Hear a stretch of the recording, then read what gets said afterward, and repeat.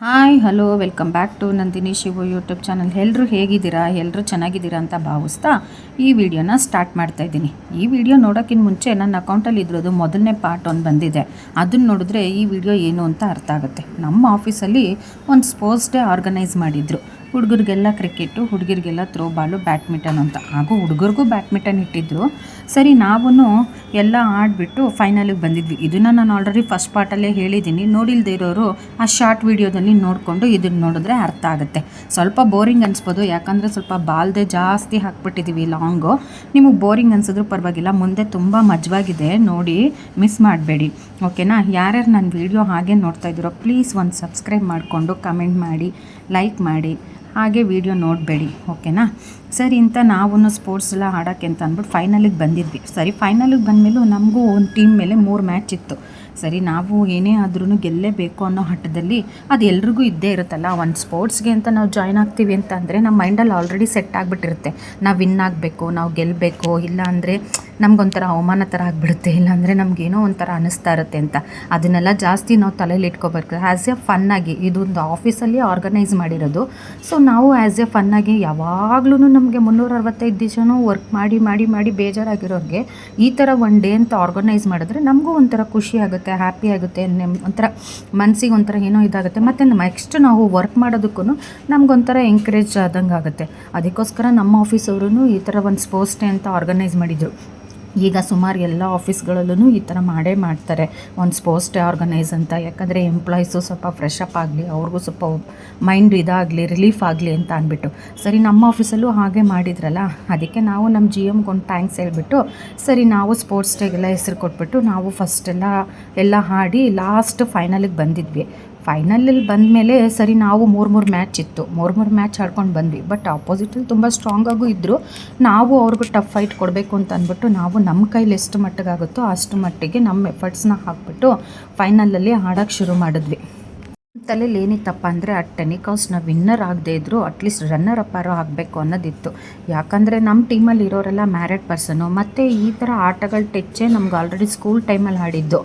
ಅದು ಸ್ಕೂಲ್ ಟೈಮಲ್ಲಿ ಆಡಿ ಒಂದು 15 ಇಯರ್ಸು 10 ಇಯರ್ಸೇ ಆಗೋಗಿತ್ತು. 10 to 15 ಇಯರ್ಸು 20 ಇಯರ್ಸ್ ಹತ್ರ ಆಗೋಗಿತ್ತು. ಎಲ್ಲರಿಗೂ ಟಚ್ ಹೋಗ್ಬಿಟ್ಟಿತ್ತು. ನಮ್ಗೆ ಯಾವುದೇ ಥರದ ಎಕ್ಸ್ಪೀರಿಯೆನ್ಸ್ ಆಗಲಿ, ಇಲ್ಲ ಈಗ ಕಾಲೇಜ್ ಮುಗಿಸಿ ನಾವು ವರ್ಕಿಗೆ ಬಂದಿರೋದಾಗಲಿ ಆ ಥರ ಏನೂ ಇರಲಿಲ್ಲ. ನಮ್ಗೆ ಆಲ್ರೆಡಿ ಮಕ್ಕಳಾಗಿ ಎಲ್ಲ ಆಗಿಬಿಟ್ಟಿತ್ತು. ಎಲ್ಲ ಆಲ್ಮೋಸ್ಟ್ ಮ್ಯಾರಿಡ್ ಪರ್ಸನ್ಸೇ ಇದ್ದರು ನಮ್ಮ ಟೀಮಲ್ಲಿ. ಸೊ ಏನಾರು ಆಗಲಿ ಅಂತ ಅಂದ್ಬಿಟ್ಟು ನಾವು ಆ್ಯಕ್ಚುಲಿ ಇದು ಪ್ರಾಕ್ಟೀಸ್ನ 1 ವಾರದಿಂದನೇ ಮಾಡ್ತಾಯಿದ್ವಿ.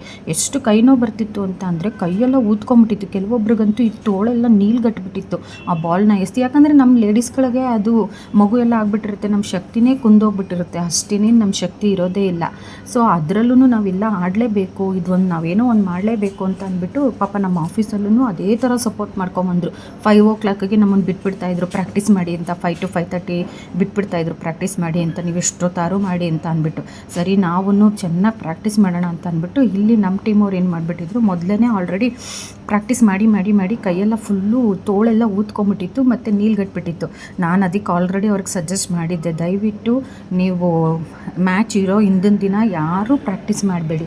ಆ ಥರ ಏನಾದ್ರು ಪ್ರಾಕ್ಟೀಸ್ ಮಾಡಿಬಿಟ್ರೆ ಮತ್ತೆ ನಾವು ಮ್ಯಾಚಲ್ಲಿ ಏನೂ ಆಡೋಕ್ಕಾಗಲ್ಲ, ಹಂಗಾಗ್ಬಿಟ್ಟಿರುತ್ತೆ ಅಂತ ನಾನು ಆಲ್ರೆಡಿ ಸಜೆಸ್ಟ್ ಮಾಡಿದ್ದೆ. ಇದನ್ನು ನಮ್ಮ ಕ್ಯಾಪ್ಟನನ್ನು ಸಜೆಸ್ಟ್ ಮಾಡಿದರು.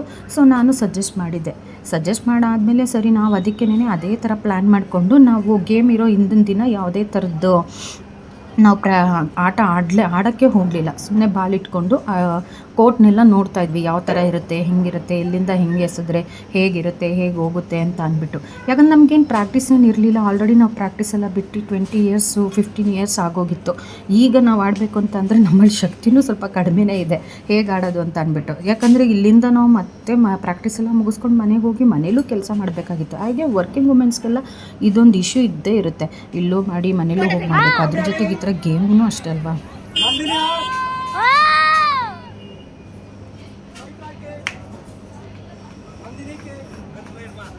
ಮಂಜುಳಾ, ತನುಜಾ, ಲಕ್ಷ್ಮಿ, ರಮ್ಯಾನ್, ಆಶಾ. ಪರ್ಪಲ್ ಪ್ಯಾಂಥರ್ಸ್ಗೆ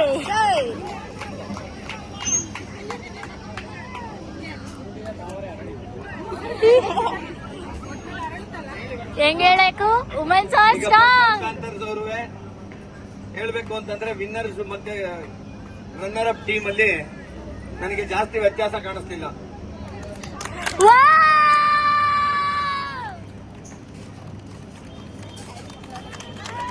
ಪ್ರಥಮ ಓವರ್ನಲ್ಲಿ ಪ್ರಥಮ ಬಾಲಿಗೆ ಔಟ್ ಆಗಿದ್ದಾರೆ. ಯಾವುದೇ ಆಟದಲ್ಲಾದ್ರೂ ವಿನ್ನರ್ ಅಂತಿರ್ಲೇಬೇಕು ಅಥವಾ ಗೆಲುವು ಸೋಲು ಅಂತಿರ್ಲೇಬೇಕು.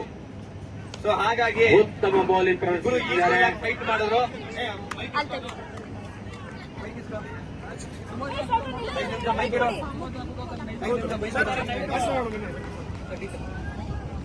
ಎರಡು ಟೀಮು ಸಮಾನಾಂತರವಾಗಿ ಆಡಿ ಕಡೆಯಲ್ಲಿ ಸ್ವಲ್ಪ ಅಂತರದಲ್ಲಿ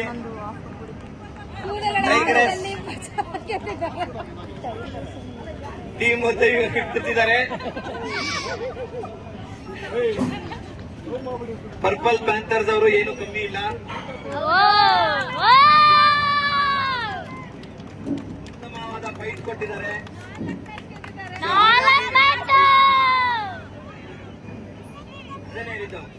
ಟಫ್ ಟೈಮ್ ಕೊಟ್ಟಿದ್ದೀರಾ, ಬೇರೆಯವ್ರಿಗೂ ಟಫ್ ಫೈಟ್ ಕೊಟ್ಟಿದ್ದೀರಾ. ಸೊ ಯಾರಿಗೂ ಏನು ಕಮ್ಮಿ ಇಲ್ಲ. ಕರೆಕ್ಟ್. ಆದ್ರೂ ನೀವು ಫೈನಲ್ ಆಗಿ ಗೆದ್ದಿರೋದು ರನ್ನರ್ ಅಪ್ ಬಂದಿದೆ. ನೀವು ಎಲ್ಲದಕ್ಕೂ ಅರ್ಹರಾಗಿದ್ದೀರಿ.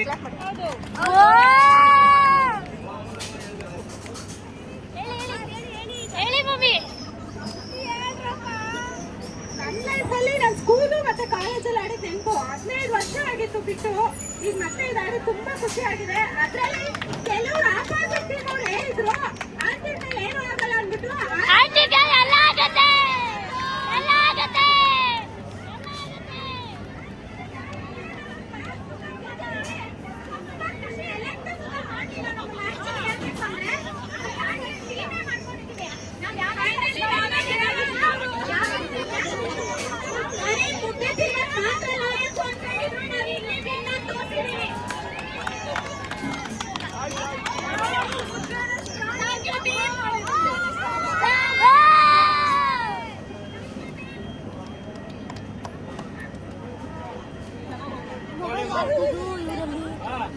ಹಿಡ್ಕೊಳ್ಳಿ. ಕಿರ್ಚ್ರಿ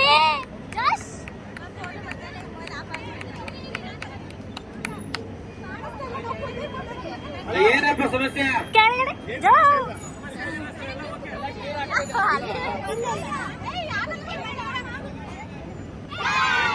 ಕಪ್ ಗೆದ್ದಿದ್ಕೆ ಹಾಗೋ ಹೀಗೋ ಮಾಡಿ ವಿನ್ನರ್ ಅಂತೂ ಆಗೋಕ್ಕಾಗಲಿಲ್ಲ, ರನ್ನರ್ ಅಪ್ ಅಂತೂ ಆದ್ವಿ.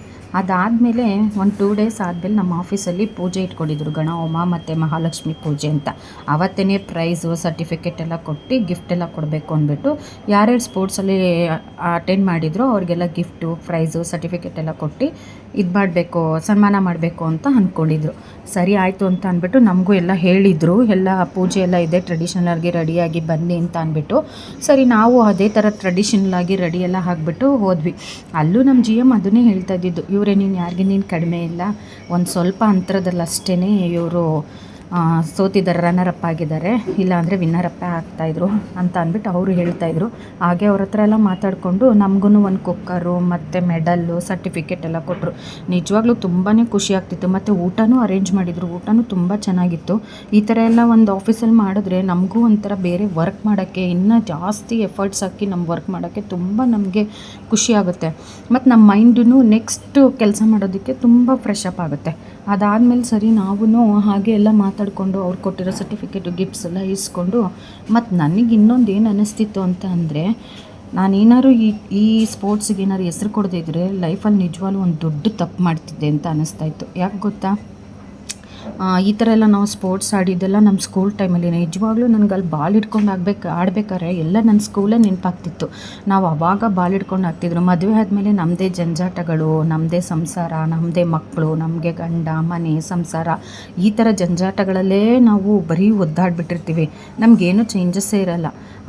ನನಗೆ ಈ ಥರ ಅವರು ಹೇಳಿದಾಗ, ಈ ಥರ ನಾವು ಪ್ರಾಕ್ಟೀಸ್ಗೆ ಹೋದಾಗ ನಮ್ಮ ಟೀಮಲ್ಲಿ ಎಲ್ಲರೂ ಆಗಿರ್ಬೋದು, ನಾವು ಪ್ರಾಕ್ಟೀಸ್ಗೆ ಹೋದಾಗ ನಾವು ನಿಜವಾಗ್ಲೂ ಮಕ್ಳ ಥರ ಆಗಿಬಿಟ್ಟಿದ್ವಿ.